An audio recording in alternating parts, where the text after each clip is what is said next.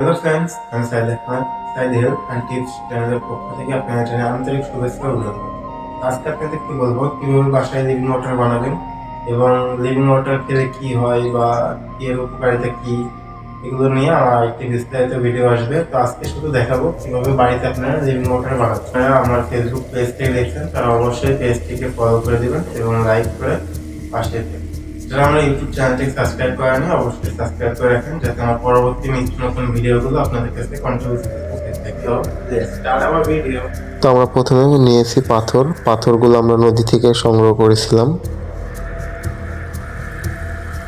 এবং আরও লাগবে আমাদের এই পাশে আছে কয়লাগুলো আমরা চুলার কয়লা ভালোভাবে ধুয়ে নিয়েছি, পাথর এবং কয়লা ধুয়ে নিয়েছিলাম এবং আমরা ব্যবহার করব দারাজের থেকে অর্ডার দিয়েছিলাম 7 ওয়াটের একটা অ্যাকুয়ারিয়ামের মোটর। এবার আমরা এখানে একটা নিয়েছি একটা টেপ আর একটা পাইপ এবং নিয়েছি 2টা মাটির পাতিল। আপনাদের কাছে যদি তামার প্লেট বা গ্লাস থাকে তাহলে ওগুলো দিতে পারেন, আমাদের কাছে ছিল না, এই জন্য আমরা ফ্রিজ যেখানে রিপেয়ার করে সেখান থেকে আমরা এরকম কয়েকটা পাইপ সংগ্রহ করি। পাইপগুলোকে আমরা গরম পানির ভিতরে দিয়ে ভালোভাবে পরিষ্কার করে নেব। আমরা বালতির ভিতরে পানি নিয়েছি, তো পানিটা নেওয়ার কারণ যে ফোটা করার সময় যদি পাতিলটা না ফেটে যায়, এই জন্য পানিটা নিয়েছি। তো এখন পানিটা তো আমরা এখন উপরের পাতিলটার নিচের দিকে ফোঁটা করে নেব, ধীরে ধীরে আমরা ডিল দিয়ে এখন ফোঁটা করব।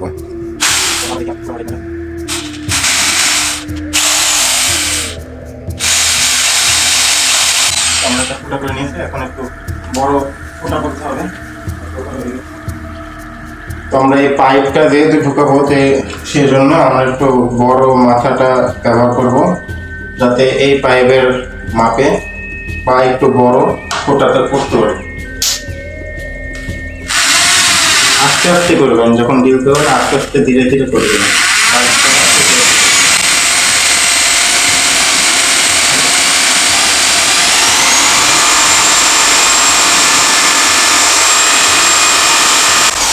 একটু সাইডে ফাঁকা থাকতে হবে, কারণ পানিটা যখন উপরে যাবে তখন পানিটা আবার নিচের দিকে বের হওয়ার জন্য আবার একটু স্পেস লাগবে। তো দেখতে পাচ্ছেন আমরা এখানে ফোঁটা করে নিয়েছি একটা, এটা হচ্ছে নিচে যখন পাইপ যাবে তখন এটা ফোঁটা করছি, এটা উপরটার জন্য। এবার আমরা ফোঁটা করব নিচেরটাতে ফোঁটা করে ক্যাপ বসানোর জন্য একটা মাপে ফোঁটা করব। আমাদের পাথর থাকবে প্রায় এ পর্যন্ত, তাহলে আমরা ফোঁটা করবো এই জায়গায়।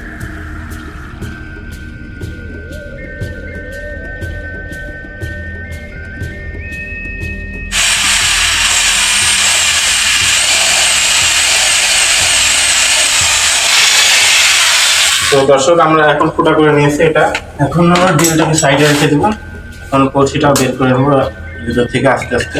আপনারা খুব সাবধানে করবেন, কারণ মাটির জিনিস তো, মানে একটু কিছু হলে ফেটে যেতে পারে, তো সাবধানে ফোঁটা করবেন।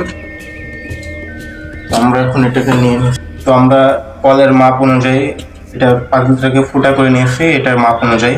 তো পানিটা যেন লিক না হয়, এজন্য আমরা একটু টেপ পেঁচাই নেব যাতে এটা লিক না হয়। আপনারা চাইলে অল্প পরিমাণে সিমেন্ট ব্যবহার করতে পারেন। ভিতরে আস্তে আস্তে মানে প্যাচ দিয়ে প্যাচ দিয়ে লাগাই দেবো। তো ওকে, তো আমরা এখন এটা ট্যাপটাকে সেট করে নিয়েছি। এবারে এইগুলোর ভিতরে আমার পাথর দিব। তো পাথর প্রথমে আমরা বড়গুলো দিব, বড়গুলো সুন্দরভাবে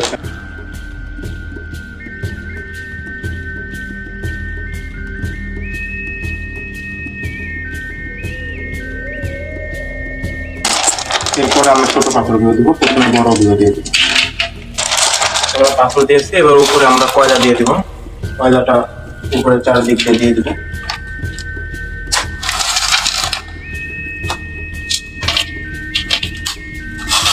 পাথরের উপরে আমরা কয়লাটা দিয়ে দিব। আমরা এবার এগুলোকে ভিতরে চারপাশ দিয়ে দিব। এরপর আমরা ভিতরে মোটরটা যেটা দারাজ থেকে আমরা অর্ডার দিয়েছিলাম, মোটরটা আগে ফিট করে নেব। মোটরটা আমরা ফিট করে নেব ভালোভাবে। তো আমরা মাপ মতো পাইপটাকে বসিয়ে দেখবো যে কতটুকু হয়। আমরা মাপ মতো পাইপটাকে কেটে নেব। এরপরে বসে মাপ মতো আমরা কেটে নেব পাইপটা।